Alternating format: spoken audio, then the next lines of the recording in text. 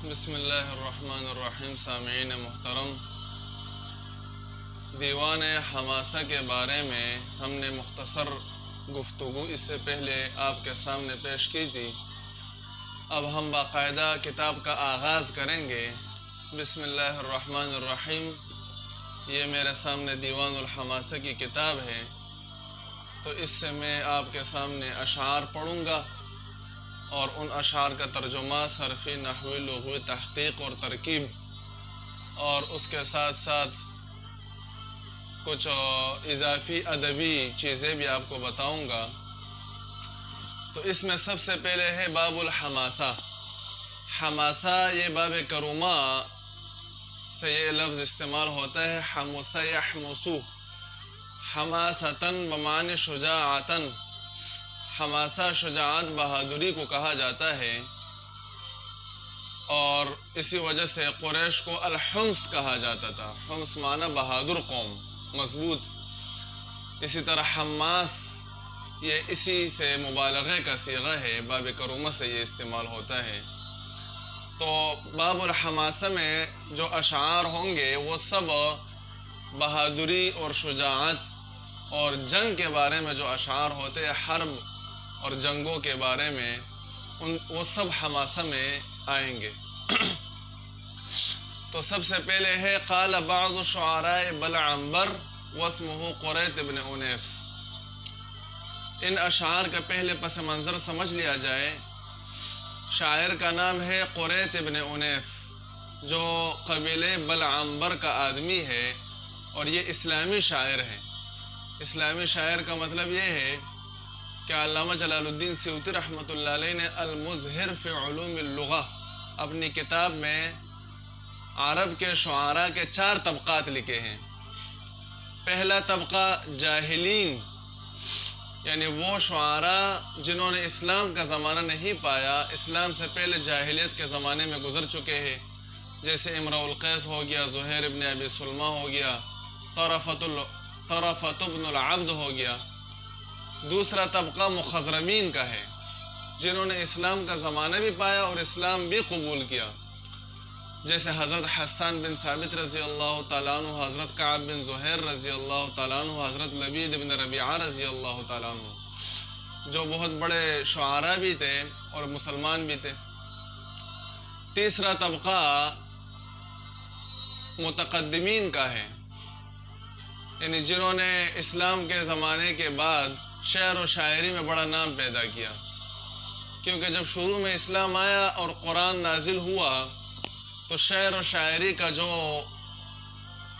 جذبہ تھا، جو ولولہ تھا، اور جو اس کا شوق اور ذوق تھا، وہ ختم ہو گیا لوگوں میں. سب لوگ قرآن کی طرف متوجہ ہو گئے، قرآن کی فصاحت اور بلاغت سے متاثر ہوئے بہت زیادہ.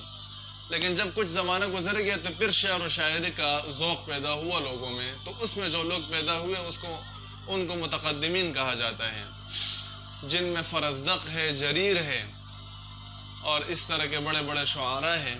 اس کے بعد ہے محدثین.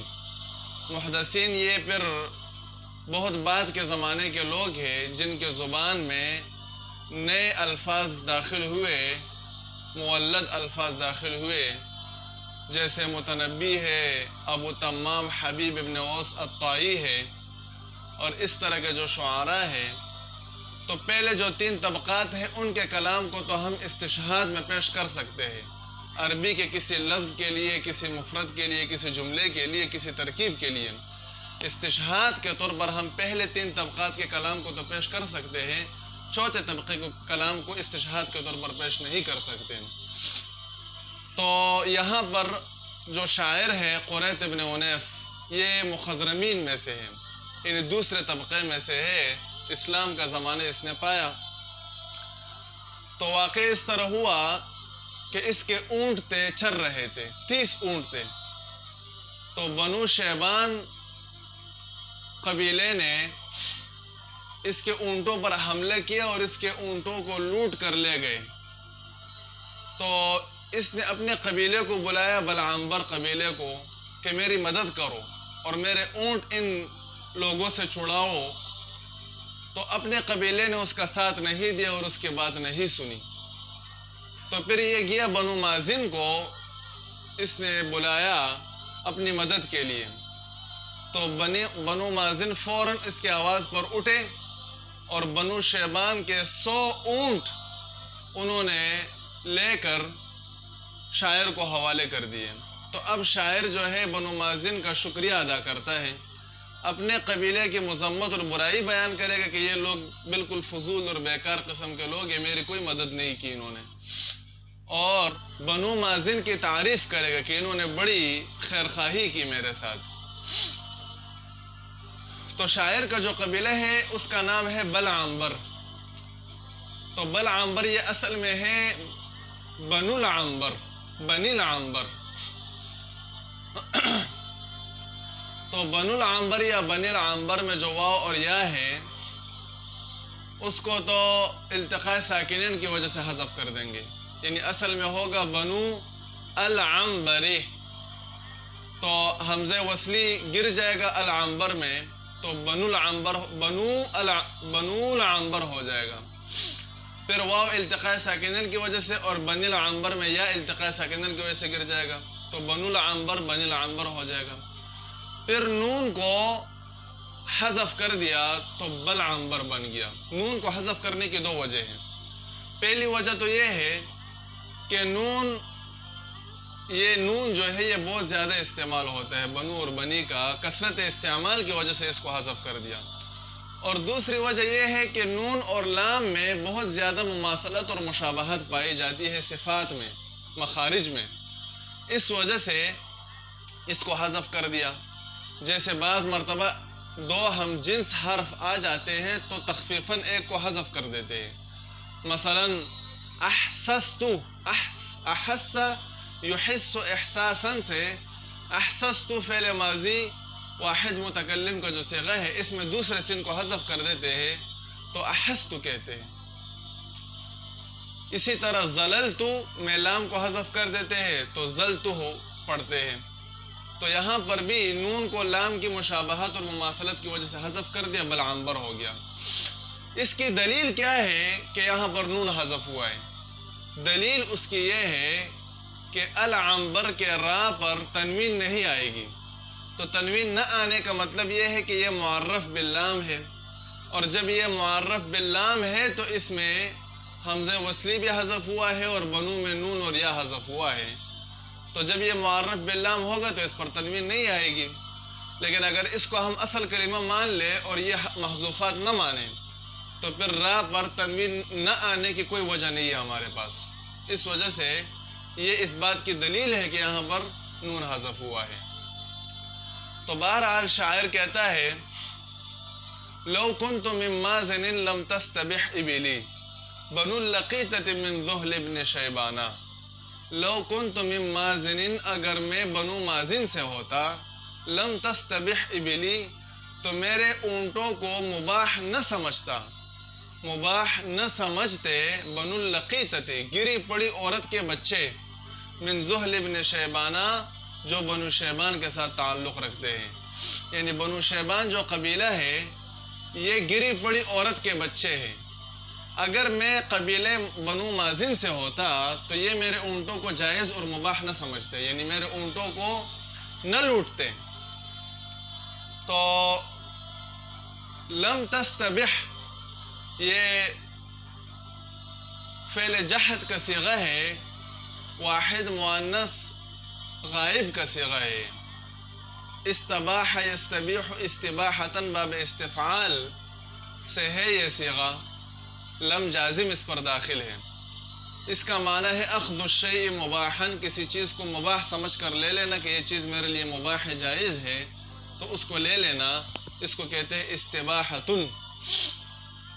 تو شاعر کا مطلب یہ ہے کہ انہوں نے جو میرے اونٹ لوٹے تو اس کو مباح سمجھ کر لے لیا. ابل اونٹ کو کہا جاتا ہے لیکن یہ جمع ہے، اس میں جنس ہے اور اس کے لیے واحد کا لفظ استعمال نہیں ہوتا. مؤنث کے لیے بھی ابل استعمال ہوتا ہے. افلا ينظرون الى الابل کیف خلقت، کیا یہ لوگ نہیں دیکھتے اونٹ کو کہ کس طرح پیدا کیا گیا اس کو. تو ابل کا معنی ہے اونٹ، یہ اسم جنس ہے۔ بنو اللقیطہ، تو بنو اللقیطہ کے ایک معنی تو یہ ہے کہ گری پڑی عورت کے بچے، لقیتن گرے پڑے بچے کو کہتے ہیں، لقطتن گری پڑی چیز کو کہتے ہیں، اور لقیتتن گری پڑی لڑکی کو کہا جاتا ہے۔ وہ جب بڑی ہو جائے گی، اس کے جو بچے ہوں گے تو ان بچوں کو بنو اللقیطہ کہا جائے گا، گری پڑی عورت کے بچے۔ یعنی اس سے مراد جو ہے ذلت ہوتی ہے کہ یہ ذلیل لوگ ہیں، گری پڑی عورت کے بچے ہیں۔ یہ استعارہ ہے ذلت سے اور حقارت سے۔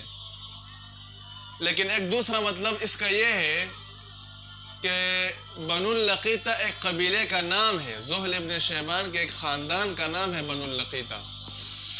تو اگر بنو شیبان کے ایک خاندان کا نام مان لیا جائے تو پھر اس میں ذلت اور حقارت نہیں ہوگی، لیکن اگر اس کو اپنے اصلی معنی پر رکھ دیا جائے تو پھر اس میں ذلت اور حقارت کا معنی ہوگا۔ اور ایک دوسری روایت میں آیا ہے کہ یہ بنو الشقیقہ ہے، بنو الشقیقۃ من زحل ابن شیبانہ، اور بنو الشقیقہ بھی بنو شیبان کا ایک خاندان ہے۔ تو لو کنتو، لو یہ حرف شرط ہے، اور کنتو یہ افعال ناقصہ میں سے ہے، تو اس کا اسم ہوگا۔ لو کنتو ثابتا من مازن، یعنی اگر میں بنو مازن سے ہوتا، ثابتا من مازن جار مجرور مل کر ثابتا کے متعلق ہو جائے گا تو یہ کنتو کے لیے خبر ہو جائے گا۔ کنتو اپنے اسم اور خبر سے مل کر یہ شرط ہو جائے گا۔ لم تستبح فعل ابلی، ابلی یہ مضاف مضاف الیہ مل کر مفعول ہو جائے گا۔ بنو اللقیطہ یہ بنو مضاف ہے، اللقیطہ مضاف الیہ ہے، جار مجرور مل کر یہ لقیطہ کے متعلق ہو جائیں گے۔ پھر بنو اللقیطہ مضاف مضاف الیہ مل کر یہ لم تستبح کے لیے فاعل ہو جائے گا، فعل اپنے فاعل اور مفعول سے مل کر یہ شرط کے لیے جزا ہو جائے گا۔ تو شاعر کہتا ہے اذا لقام بنصر معشر خشن، تب اذن تب لقام کڑے ہوتے بنصر میری مدد کے لیے، معشر ایک جماعت، خشن سخت مضبوط طاقتور، عند الحفیظت غصے کے وقت، ان ذو لوثت جب کمزور آدمی سست آدمی، لانا نرم پڑ جائے، جب تب کڑے ہوتے میری مدد کے لیے ایک جماعت مضبوط غصے کے وقت جب کمزور آدمی سست آدمی نرم پڑ جائے۔ تو قام یقوم باب نصرہ سے ہے کڑا ہونا، اور قام بھی کا معنی ہے کسی چیز کی ذمہ واری لینا، کسی چیز کی کفالت کرنا۔ نصر مدد کو کہتے ہیں۔ معشرن، معشرن کا معنی ہے جماعت، ایک جماعت کو کہا جاتا ہے اور اس کے لیے واحد استعمال نہیں ہوتا۔ جیسے قرآن میں اللہ رب العزت ارشاد فرماتے ہیں یا معشر الجن والانس، سورہ رحمان، اے انسان اور جنات کی جماعت۔ اور آپ صلی اللہ علیہ وسلم نے ارشاد فرمایا یا معشر الشباب، اے جوانوں کی جماعت۔ خشن اخشن کی جمع ہے، اخشن کردراہٹ، کردوری چیز کو کہا جاتا ہے، لیکن جب یہ مرد کے لیے، آدمی کے لیے یہ لفظ استعمال ہوگا تو اس کا معنی ہوگا شجاع، بہادر، مضبوط، طاقتور، قوی آدمی۔ اس کو پھر اخشن کہا جاتا ہے جس کے اندر نرمی نہ ہو، سختی ہو۔ عند الحفیظت غصے کے وقت، الحفیظہ الغضب، حفیظہ اس غصے کو کہا جاتا ہے کہ جب کسی محفوظ کی ہوئی چیز پر کوئی ہاتھ ڈالے اور آپ کو غصہ آئے، آپ نے کوئی چیز محفوظ رکھی ہے اور اس کو کوئی ہاتھ لگائے اور آپ کو غصہ آئے تو اس کو پھر کہتے ہیں حفیظہ، اس غصے کو۔ ذو لوثۃ کمزور آدمی، لوثہ کا معنی ہے سست، کمزور، بیکار۔ تو جب کمزور آدمی لانا یلینو نرم پڑنا، نرم پڑ جائے۔ اور ایک ہے ذو لوثۃ، اگر لام پر پیش ہو لوثا تو پھر معنی ہوگا سست، کمزور، اور اگر لام پر زبر پڑے لوثا تو پھر اس کا معنی ہوگا طاقتور، مضبوط۔ لیثن شیر کو کہا جاتا ہے۔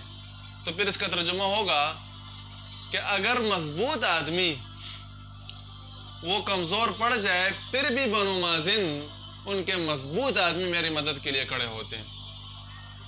یعنی شاعر یہ بتانا چاہتا ہے کہ اگر میں بنو مازن سے ہوتا تو بنو شیبان پھر میرے اونٹوں کو حلال نہ سمجھتے۔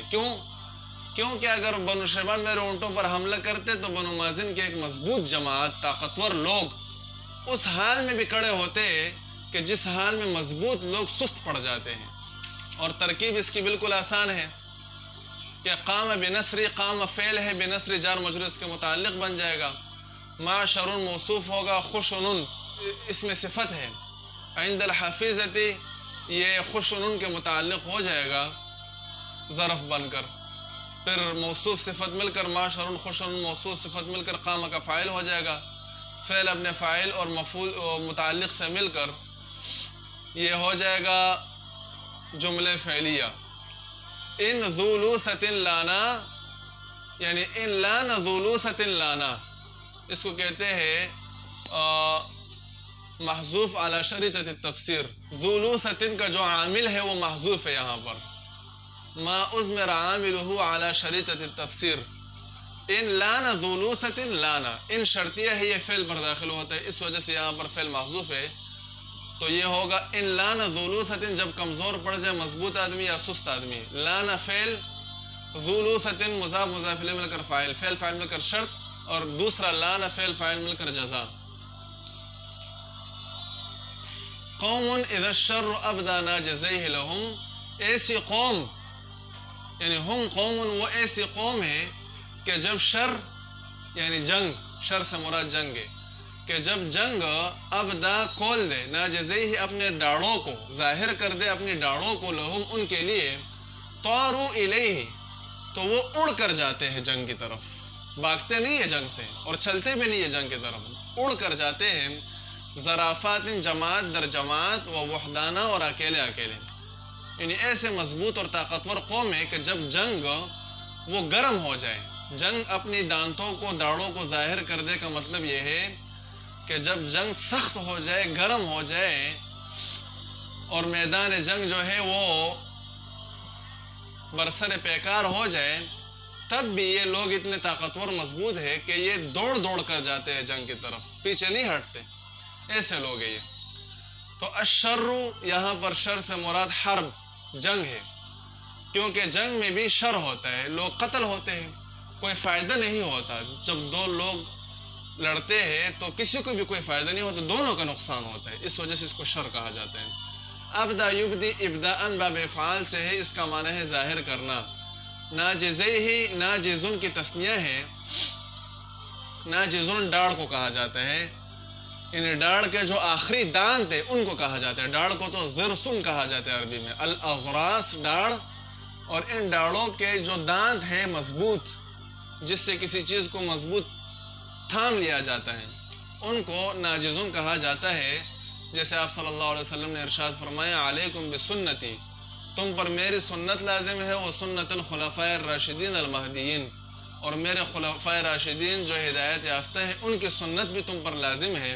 عضوا علیہا بالنواجذ، تم لوگ مضبوطی سے تام لو ان کو اپنی ڈاڑ کی دانتوں سے۔ تو دانتوں کے ذریعے، ان دانتوں کے ذریعے جب کسی چیز کو تام لیا جاتا ہے تو پھر اس کا ٹوٹنا مشکل ہو جاتا ہے، تو اس کا مطلب یہ ہوتا ہے کہ کسی چیز کو مضبوط کرنا، مضبوطی سے تامنا۔ تو یہاں پر مطلب یہ ہے کہ جب جنگ اپنی ڈاڑوں کو ظاہر کر دے، یعنی خوب جنگ کا میدان گرم ہو جائے، تو طاروا الیہ، طار یطیر کا معنی ہے ہوا میں اڑنا، تو وہ اڑ کر جاتے ہیں، یعنی بہت زیادہ تیز جاتے ہیں۔ ضرافات یہ ضرافتن کی جمع ہے، اور ضرافتن جماعت کو بھی کہا جاتا ہے، ٹولیوں کو کہا جاتا ہے، اور اسی طرح ایک جانور کا نام بھی ہے ضرافتن، جس کو زرافتن بھی کہا جاتا ہے اور ضرافتن بھی کہا جاتا ہے، لیکن یہاں پر مراد جماعت ہے۔ اور وحدان واحد کی جمع ہے، جیسے صاحب کے جمع صحبان آتی ہے اور راہب کے جمع رہبان آتی ہے، اسی طرح واحد کے جمع وحدان آتی ہے، ایک ایک کر کے جانا۔ تو قوم ہم قوم، ہم مبتدا، قوم اس کی خبر ہو جائے گی، مبتدا خبر مل کر یہ جملہ ہو جائے گا. اذا ابدا الشر ابدا ناجزیہ لہم، ابدا فعل، الشر اس کا فاعل ہو جائے گا، یہ مفسر ہو جائے گا. اور ابدا ناجزیہ لہم، ابدا فعل، ناجزیہ مضاف مضاف الیہ مل کر فاعل، لہم متعلق ہو جائے گا، یہ تفسیر ہو جائے گی، یہ شرط ہو جائے گا. طاروا الیہ ظرافات و وحدانا، طاروا الیہ، طاروا فعل ہے، ضمیر اس کا فاعل ہے، الیہ جار مجرور اس کے متعلق ہو جائے گا. طاروا کا ضمیر ذوالحال ہوگا، ظرافات معطوف علیہ و وحدانا معطوف علیہ مل کر یہ حال ہو جائے گا، حال ذوالحال مل کر یہ طاروا کے لیے فاعل ہو جائے گا. یہ فعل فاعل مل کر اذا شرطیہ کے لیے، جملے شرطیہ کے لیے جزا ہو جائے گا. لا يسألون اخاهم حين يندبهم، وہ نہیں پوچھتے اپنے بھائی سے جب وہ ان کو بلاتا ہے. فی النائبات، مصیبتوں میں، علی ما قال، اس بات پر، برہانہ، دلیل، یعنی جب بنو مازن کا آدمی بنو مازن کو اپنی مدد کے لیے بلاتا ہے تو بنو مازن اس سے دلیل نہیں پوچھتے کہ بھئی کیا مسئلہ ہے، کیوں جنگ ہوئی آپ کی، تکلیف کیا ہے، یہ کیوں لوگ آپ کو مار رہے ہیں، یہ نہیں کرتے. بس جیسے ہی مدد کے لیے بلاتے ہیں فوراً دوڑ کر آتے ہیں. لا يسألون اخاهم، نہیں پوچھتے اپنے بھائی سے. سأل يسأل، سأل فتح سے ہے. حين يندبهم، ندب يندب کا معنی ہے بلانا. النائبات، نائبتن کی جمع ہے اور نائبتن مصیبت کو کہتے ہیں. علی ما قال برہانہ، برہان بریہ یبرہ سے ہے، اس کا معنی ہے واضح ہونا، سفید ہونا. رجل ابرہ، سفید آدمی. امرأۃ برہاء، سفید عورت. البرہرہۃ، خوبصورت سفید عورت. تو برہان دلیل کو کہا جاتا ہے. دلیل کو تو عربی میں بھی دلیل کہتے ہیں، لیکن دلیل میں اتنی طاقت اور قوت نہیں ہوتی جتنی برہان میں ہوتی ہے. برہان دلائل میں سب سے مضبوط اور قوی دلیل کو کہا جاتا ہے. البرہان ہوا اوقد الادلہ الذی یقتضی الصدق ابدا، برہان اس دلیل کو کہا جاتا ہے جو ہمیشہ صدق پر دلالت کرے، یعنی اس میں جھوٹ کا احتمال ہی نہ ہو. اتنی مضبوط اور قوی دلیل کو کہا جاتا ہے. قرآن میں برہان کا لفظ دو معنوں کے لیے استعمال ہوا ہے. ایک تو دلیل کے لیے استعمال ہوا ہے، جیسے اللہ رب العزت ارشاد فرماتے ہیں سورۃ الانبیاء میں، ارشاد فرماتے ہیں ام اتخذوا من دونہ آلہہ، کیا ان لوگوں نے اللہ کے علاوہ دوسرے آلہہ معبود بنا لیے ہیں. قل ہاتوا برہانکم، کہہ دیجئے کہ اپنی برہان دلیل پیش کرو اس پر کہ جو آپ نے معبود بنائے ہیں. اسی طرح سورۃ النمل میں اللہ رب العزت ارشاد فرماتے ہیں اِلٰہٌ مع اللہ، کیا اللہ کے ساتھ کوئی اور معبود بھی موجود ہے. قل ہاتوا برہانکم ان کنتم صادقین، ان کو کہو کہ اپنی برہان دلیل پیش کرو اس پر اگر تم سچے ہو اپنی بات میں. اسی طرح کی ایک آیت سورۃ البقرہ میں بھی ہے. اور برہان کا دوسرا معنی جو قرآن میں استعمال ہوا ہے وہ ہے آیت، نشانی، علامت اور نشانی کے لیے استعمال ہوا. جیسے سورۃ القصص میں اللہ رب العزت ارشاد فرماتے ہیں فذانک برہانان من ربک، یہ دونوں نشانیاں ہیں آپ کے رب کی طرف سے. اور سورہ یوسف میں فرماتے ہیں لولا ان رأى برہان ربہ، اگر یوسف علیہ السلام اپنے رب کی نشانی کو نہ دیکھتے. تو برہان قرآن میں دو معنوں میں استعمال ہوئے، حجت کے لیے بھی اور نشانی کے لیے بھی. اور عام طور پر یہ حجت اور دلیل کے لیے استعمال ہوتے ہیں. اور منطق میں برہان اس دلیل کو کہا جاتا ہے جو قطعی الدلالہ ہو.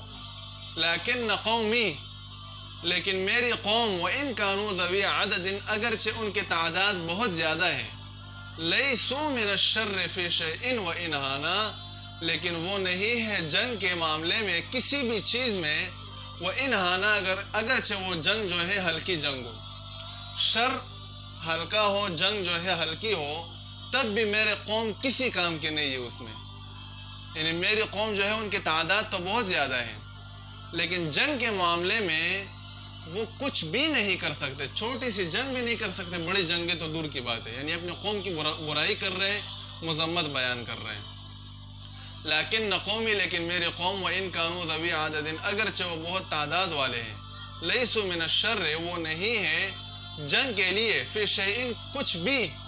وَإِنْ هَانَا، اگرچہ وہ جنگ ہلکا ہو، کمزور ہو. ہانا یہون ہونن، ہانا یہون ہونن کا معنی ہے کمزور سست، یجزون من ظلم اہل الظلم مغفرتن، میری قوم وہ بدلہ دیتی ہے اہل ظلم کے ظلم کا، بخشش کا بدلہ دیتی ہے. یعنی میری جو قوم ہے وہ ظالموں کو معاف کر دیتی ہے. اہل ظلم اور ظالموں سے وہ ظلم کا بدلہ نہیں لیتے بلکہ ان کی مغفرت کرتے ہیں، بخشش کرتے ہیں، معاف کر دیتے ہیں. یجزون بدلہ دیتے ہیں من ظلم اہل الظلم، اہل ظلم کے ظلم کا، مغفرتاً بخشش. جزا یجزی، جزاءً کا معنی ہے بدلہ دینا، یجزون اصل میں یجزیون تھا، پھر یا کو ساکن کر دیا اور التقاء ساکنین کی وجہ سے حذف کر دیا، تو واو ما قبل مکسور تھا تو اس کو مرفوع کر دیا، زا کو جو ہے ضمہ دے دیا تو یجزون ہو گیا. وَمِنْ إِسَاءَةِ أَهْلِ السُّوءِ احسانا، اور برے لوگوں کے برائی کے بدلے میں احسان کا معاملہ کرتے ہیں، ان کے ساتھ اچھائی کرتے ہیں. لوگ ان کے ساتھ برائی کرتے ہیں تو یہ ان کے ساتھ اچھائی کرتے ہیں. اپنی قوم کی برائی کر رہا ہے کہ ظالموں کے ظلم کا بدلہ یہ مغفرت اور بخشش سے دیتے ہیں اور برے لوگوں کی برائی کا بدلہ یہ اچھائی سے دیتے ہیں. تو یہ جاہلیت کا تصور ہے کہ ظالم سے ظلم کا بدلہ دگنے ظلم کے ساتھ لیا جائے اور برے لوگوں سے برائی کا بدلہ وہ برائی کے ساتھ لیا جائے. شریعت نے ہمیں اجازت دی ہے کہ برائی کا بدلہ اور ظلم کا بدلہ آپ لے لیں. وَجَزَاءُ سَيِّئَةٍ سَيِّئَةٌ بِمِثْلِهَا فَمَنِ اعْتَدَىٰ عَلَيْكُمْ فَاعْتَدُوا عَلَيْهِ بِمِثْلِ مَا اعْتَدَىٰ عَلَيْكُمْ، جتنا آپ پر ظلم ہوا ہے اتنا آپ بدلہ لے سکتے ہیں، اس کی اجازت ہے شریعت میں. لیکن اگر آپ معاف کر دیں، بخشش کر دیں، مغفرت کریں، احسان کریں، عفو اور درگزر کریں تو اس پر آپ کو اجر ملے گا، ثواب ملے گا اور یہ آپ کے لیے باعث اجر ہے. لیکن جاہلیت کے زمانے میں یہ بزدلی سمجھی جاتی تھی. ہمارے زمانے میں جو جاہل لوگ ہیں وہ اس کو بزدلی سمجھتے ہیں، لیکن دین اور شریعت ہمیں یہ ترغیب دیتی ہے کہ آپ معاف کریں، درگزر کریں، دل صاف کریں، معاف کریں، دل صاف کریں تو اس کا آپ کو اجر ملے گا، ثواب ملے گا. یہ بزدلی نہیں ہے، یہ بہادری ہے. آپ صلی اللہ علیہ وسلم نے صحابہ سے پوچھا کہ آپ لوگوں کو پتہ ہے کہ پہلوان، طاقتور باڈی بلڈر کون ہوتا ہے؟ صحابہ نے عرض کیا کہ یا رسول اللہ، پہلوان تو ہم اس کو کہتے ہیں کہ جو ایک مضبوط طاقتور آدمی کو پکڑ کر اس کو زمین پر پچاڑ دیں اور اس کے ہڈی پسلی ایک کر دیں. آپ صلی اللہ علیہ وسلم نے ارشاد فرمایا کہ نہیں، پہلوان اس کو نہیں کہتے. پہلوان وہ شخص ہے کہ جو غصے کے وقت غصہ ہو اور اس کا طاقت اور قدرت بھی ہو، پھر بھی اپنے غصے کو کنٹرول کرے، قابو کرے، یہ اصل پہلوان ہے، یہ بہادر اور مضبوط آدمی ہے. تو شریعت تو ہمیں یہ ترغیب، لیکن چونکہ یہ اشعار جاہلیت کے زمانے کے ہیں اس وجہ سے شاعر اپنے قوم کی مذمت جو ہے بیان کر رہے کہ یہ ظالم کو اور برے لوگوں کو جو ہے ان کے ساتھ اچھا معاملہ کرتے ہیں، ان کو معاف کرتے ہیں. كَأَنَّ رَبَّكَ لَمْ يَخْلُقْ لِخَشْيَتِهِ، گویا کہ آپ کے رب نے پیدا نہیں کیا اپنے ڈر کے لیے، سواہم، میرے قوم کے علاوہ، ان کے علاوہ، من جمیع الناس، انسانہ، تمام لوگوں سے کوئی انسان. گویا کہ آپ کے رب نے اپنے ڈر کے لیے ان کے علاوہ تمام لوگوں میں سے کوئی انسان پیدا نہیں کیا. یعنی یہ بتانا چاہتا ہے شاعر کہ گویا کہ اللہ رب العزت نے میری قوم کو ہی صرف اپنے ڈر کے لیے پیدا کیا ہے، باقی کوئی اللہ سے نہیں ڈرتا، صرف میری قوم اللہ سے ڈرتی ہے. یہ مذمت کر رہے ہیں، برائی کر رہے ہیں کہ یہ اللہ سے اتنے ڈرتے ہیں کہ بالکل اپنے ظلم کا بدلہ بھی نہیں لیتے، اپنے ظلم کے پوچھتے بھی نہیں ہیں. تو یہ ان کی تحقیر کر رہا ہے کہ گویا کہ اللہ رب العزت نے ان کے علاوہ کسی کو پیدا ہی نہیں کیا. فَلَيْتَ لِي بِهِمْ قَوْمًا إِذَا رَكِبُوا، کاش کہ میرے لیے ان کے بدلے ایسی قوم ہوتی کہ جب وہ سوار ہوتی گھوڑوں پر، شد العغارۃ، تو وہ مضبوط حملہ کرتی، فرسانن، گھڑ سواری کی حالت میں، وہ رکبانن، اور سوار ہونے کی حالت میں. یعنی شاعر یہ تمنا کر رہا ہے، آرزو کر رہا ہے کہ کاش کہ میرے قوم کے بدلے ایسی قوم میں اللہ رب العزت مجھے پیدا کرتا کہ وہ قوم وہ مضبوط طاقتور قوم ہوتی اور ظالم کا مقابلہ کرتی اور بہادری دکھاتی، اس طرح کے سست لوگ نہ ہوتے۔ فلیت لی بہم، کاش کہ میرے لیے ہوتا قومن، اس قوم کے بدلے دوسرا قوم، اذا رکبوا، جب وہ سوار ہو جائے۔ رکب یرکبو کا معنی ہے سوار ہونا، اذا رکبوا فی الفلک جرین بہم۔ شدو، شد یشد کا معنی ہے حملہ کرنا، اور شدت سے اگر ہو تو پھر اس کا معنی ہوگا سختی۔ الاغارتا، اغار یغیر اغارتن کا معنی ہے غارت گری کرنا، لوٹ مار کرنا۔ فرسان فارس کی جمع ہے، فارس فرس سے ہے، اور فرس گھوڑے کو کہتے ہیں اور فارس گھوڑ سوار کو کہتے ہیں۔ رکبان راکب کی جمع ہے، اور راکب کا معنی ہے سوار، یعنی سوار ہونے والا، جو سواری پر سوار ہے اس کو راکب کہا جاتے ہیں۔ تو یہ مختصر انداز میں ہم نے آپ کے سامنے ترجمہ اور کچھ لغوی صرفی نحوی تحقیق پیش کر دی۔ ویڈیو زیادہ لمبی ہو رہی ہے، اس وجہ سے میں نے بہت زیادہ اس کو شارٹ کٹ کر دیا، مختصر کر دیا، ورنہ ویڈیو بہت زیادہ لمبی ہو جائے گی۔